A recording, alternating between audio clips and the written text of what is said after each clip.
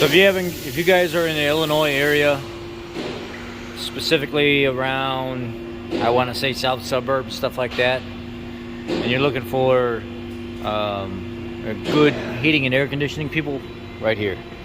They have a fleet of transits and Econolines. One of the subscribers here on the channel, his name is Spiro, and he had brought a vehicle into me, and I worked on it. Now he's brought his other vehicle into me, and now he randomly brings his fleet vehicles into me, and I really appreciate him for supporting me and the company and believing in us and getting his work done. And he said intermittently the cluster drops out and the windows won't work in this what's it, 07, 08 Econoline, and bang on the dash and stuff like that. And let me check this out right here. Look at that.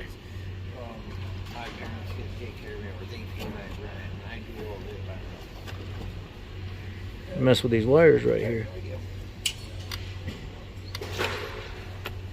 What's that for? Seal. Oh, nice. This is a connection right here on the back of this cluster.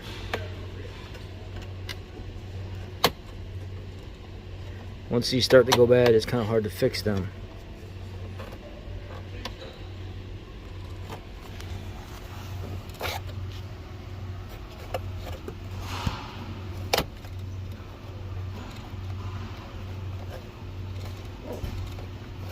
Let's go ahead and pull it out of there and see what it looks like with it unplugged.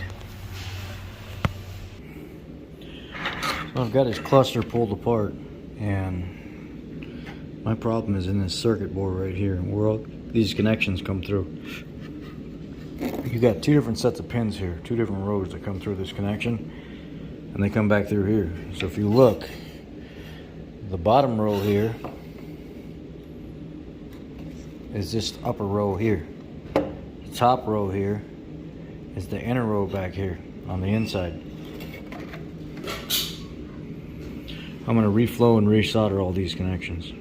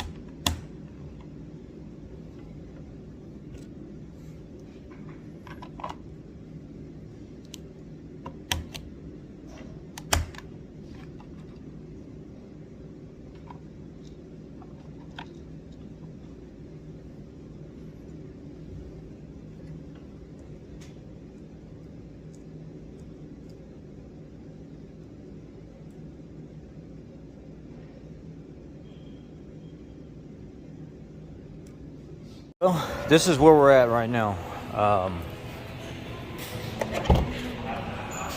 Cluster turns on like it's supposed to. Everything's set like it's supposed to be. No more brake light. No more shutting out or turning off. No more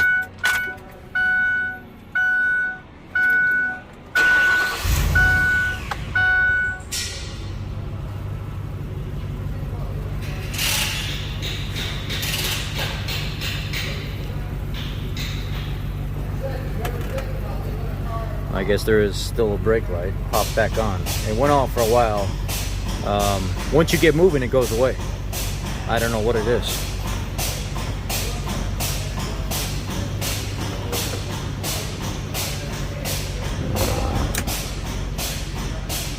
Everything turns on like it's supposed to, and then once I backed out of my stall and took off, the brake light went away. I'm wondering if there's like a connection deal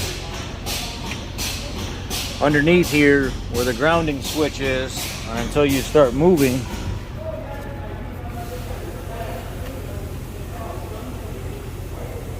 let me look under there real quick. So what I did was I took a little pocket screwdriver and I stuck it right in front of that grounding switch. Now let's see what happens when I release the pressure on that. It's still part of the connection, that cluster right there. It's not perfectly correct, and then once you take off, it goes away. It's really weird how all of it works. Seems like the repair on the Econoline is holding. Is there any guarantee on the repair? No. I talked to the customer. I let him know. It seems like everything's fine, but who knows with a vehicle that old, the cluster that's that, you know, beat up per se, and you know, you're on borrowed time. With a vehicle like that that's probably soon to retire, it's not worth putting a bunch of money into. It is a nice van for sure. None of the frame's rotten, there's no rust underneath the vehicle. A little bit on the side of the body, but that's it. All the grounds look good. Drives great. Got a little manifold leak, but Trans is like freshly rebuilt and everything on it. 259,000 miles or something. You got to start weighing out, what do you want to do? You want to put money into it and end up trading it off next year or the year after? It is what it is. But that's how I fixed this job. Y'all be blessed. Just know, when you do repairs like this, there's no guarantee. Actually buying a new part and replacing it would be the guarantee. Going in there, reflowing and resoldering connections and stuff like that, it's just, if you get it, you get it good. It could last for years. Or it could be 2 weeks from now, a month from now, 2 days from now, something ends up acting up again, and there's another part of the cluster that's acting weird. It is what it is. Take care. Have a great weekend.